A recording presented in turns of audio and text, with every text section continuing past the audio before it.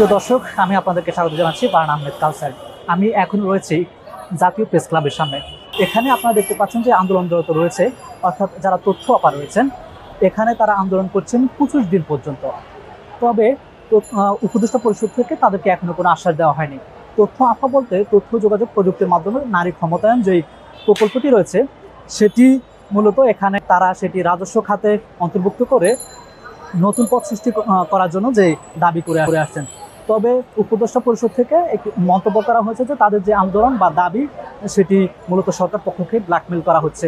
এবং নারী ও শিশু বিষয়ক যে উপদেষ্টা রয়েছেন তিনি দাবি করেছেন যে এখানে যারা আন্দোলন করছেন তাদের সাথে বিগত সরকারের রাজনৈতিক দলের লোকজন অন্তর্ভুক্ত হয়েছে এবং এটি একটি রাজনীতিকরণের চেষ্টা করা হচ্ছে। আমরা আসলে তাদের কাছে জানতে চাইব উপদেষ্টা পরিষদকে এমন মন্তব্যকে তারা আসলে কিভাবে দেখছেন।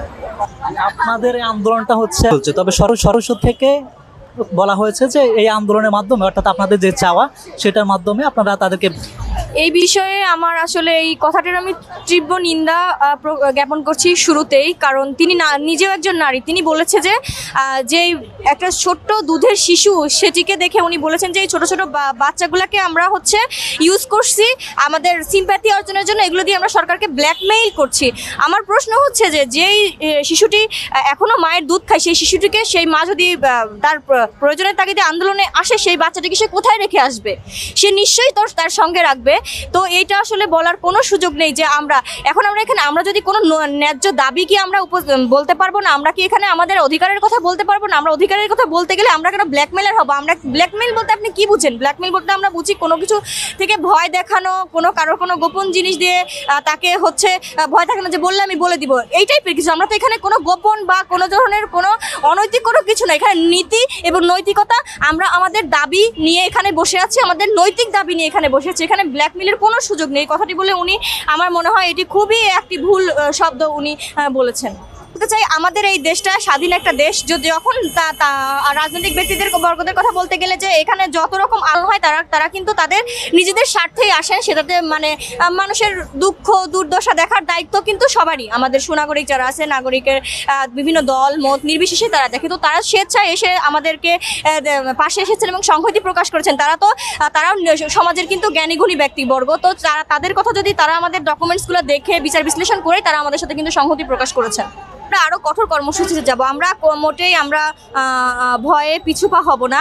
আমাদেরকে ইতিমধ্যে আপনি জানেন যে আমাদের একটা অফিস আদেশের মাধ্যমে আমাদের ভয় দেখানো হচ্ছে যে আমাদের বিরুদ্ধে আইনানুগ ব্যবস্থা নেওয়া হবে।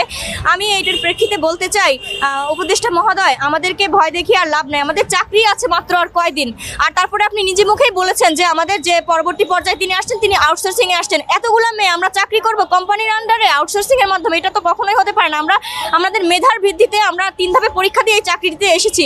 আমাদের এই চাকরি আমাদের একটা সম্মানের জায়গা, সেই সম্মান আমাদের থেকে খেয়ে নিতে পারেন না। আর আপনার যেখানে প্রত্যেকজনের কর্মসংস্থান সৃষ্টি করবে, উনি কি করে বলেন যে আমাদের কর্মসংস্থান মানে আমাদের বলেন নতুনদেরকে জায়গা করে দেওয়ার জন্য? আপনার বক্তব্যে একটা পর্যায়ে আপনারা শুনবেন যে উনি বলেছেন যে তোমাদেরকে জায়গা ছেড়ে দিতে হবে, নতুনদেরকে জায়গা ছেড়ে দিতে হবে। আমাদের বয়স কত? আপনাদের প্রশ্ন আমাদের দেখে কি মনে হয় আমাদের বয়স কত? একজন মানুষ কি 32-35 বছর বয়সে সে কি রিটায়ারমেন্টে যাবে? তাহলে ওনারা ওই চেয়ারগুলোতে বড় বড় চেয়ারগুলোতে কি? 25 দিন ধরে আন্দোলন চললেও এখন পর্যন্ত সরকার থেকে কোনো ধরনের আশ্বাস পাননি তারা। তবে এখানে যারা রয়েছেন তারা বলছেন সব সময় সব সরকারি জনগণের পাশে থাকার কথা বললেও বাস্তবতা ভিন্ন। তবে এখানে যারা আন্দোলনরত রয়েছেন তারা বলছেন তাদের দাবি যৌক্তিক এবং সরকার মেনে নেবেন এই বিশ্বাসও তারা করেন।